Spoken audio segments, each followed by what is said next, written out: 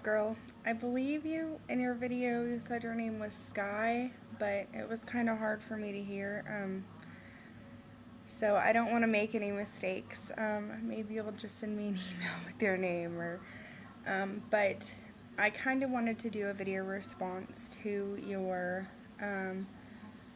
initial, I guess, kind of introduction and questions about the surgery. Let me get my hands out of my face. So hair loss, personally I'm only 2 weeks out, so I don't know anything about hair loss yet. However, I have been told that hair loss is associated more with the gastric bypass than it is with the lap band. However, I was told that if I took biotin, I think is how you pronounce it, it does help with hair loss. Yeah, I think that was the vitamin. Also, the excess skin. Still don't know because I'm only a couple weeks out, but I will tell you what I learned in attending 4 seminars and about 12 support groups. The excess skin comes from a number of things. First, your age, your genetics, the elasticity that is left in your skin, if you've had children. There are a lot of things that play into excess skin. It really, from what I was told, it doesn't matter whether you have the lap band or the bypass, the amount and how quickly you lose weight. You, of course, have to, you need to exercise because that will help firm and tone up some areas. But it comes from a lot of different areas from what I learned over the course of a year and attending all those different things. So, not to fear really which surgery it has to go with. It really has to do a lot with you yourself individually. If you polled 100 people, I'm sure 75% of them have a good chunk of excess skin. Then the other 25% may have been super young, not any children, a thin background of genetics, great elasticity, and they may not have but very little. So, that it really is just individual. Hunger pains. Now, I can answer that for the bypass. I know you were saying that you were kind of leaning towards the lap band, and so was I. I started my journey in July of 2007, trying to get everything worked out. But initially, everything was put on the lap band. I'm not going to say I didn't consider the bypass, because I did. Obviously, at one point. In the beginning, though, I kind of put it in the back of my mind and went, I really don't want to be cut and rearranged and possibly have a leak or something worse. Then the mortality rate is higher, and that scared me.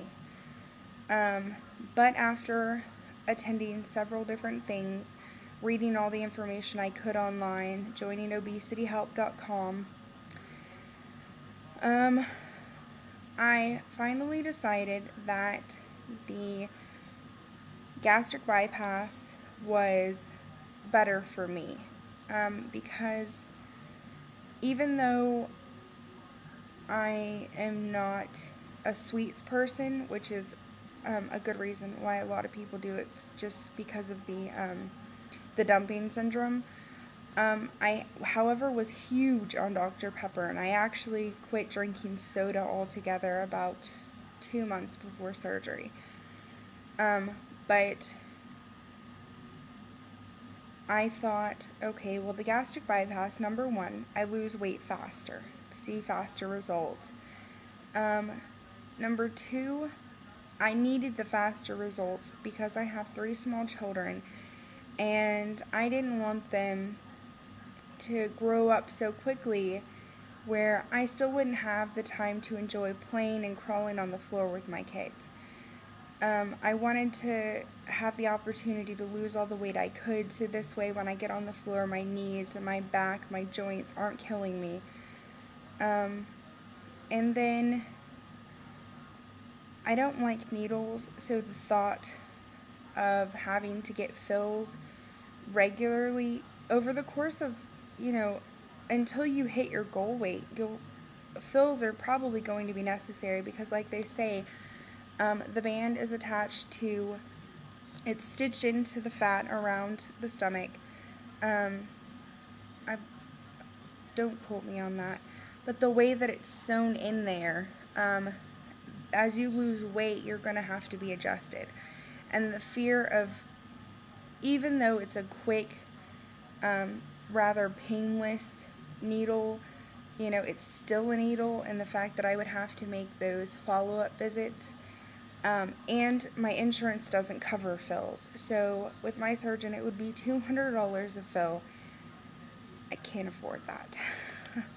I mean, the surgery itself drained me on co-pays and deductibles and everything else. So having to then spend $200 per fill plus an office visit, which would come to $240 every time I saw him, it was just too much for me to be able to handle financially.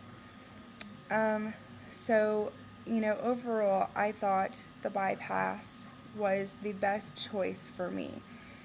And I'm now 2 weeks out, and I know that the hunger pains are here.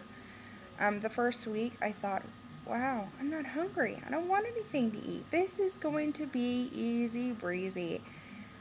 Not so. After week 1, I started going, oh, I just want something to eat.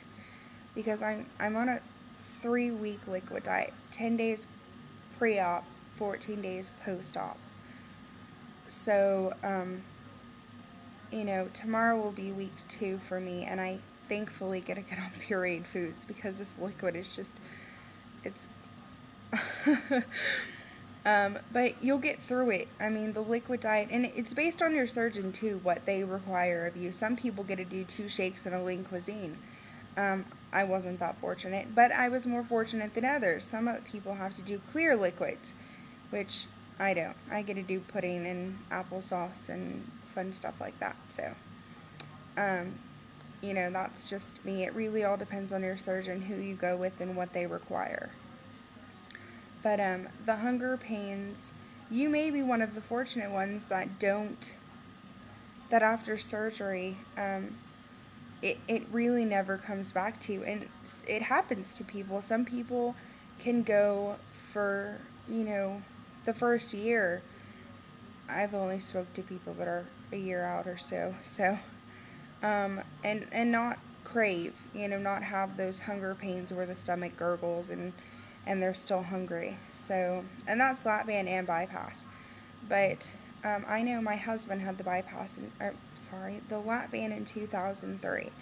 And that was the other reason I decided against it, because I know how to cheat around it. And that's what they call eating through the band. I know exactly how I could do it, what I could do it with. He can eat anything a normal person can eat without either procedure. It may take him longer, but he can do it. And I didn't want that to happen. It's harder to control. And I know with my tiny pouch, there's really no overeating. I've had way too much liquid and gotten nauseous. So I know food is, it's going to be measurements. Everything will be measured out, because I am terrified of throwing up. I hate throwing up. I've had 3 kids. I know what morning sickness is, and I do not want to go through that with this. So I know how I can control it with this. I hope that kind of answers some of your stuff. I ramble a lot, and I'm sorry. But it's nice to see you on here, and I can't wait to see more from you. So I will be moving on to your second video that has been posted.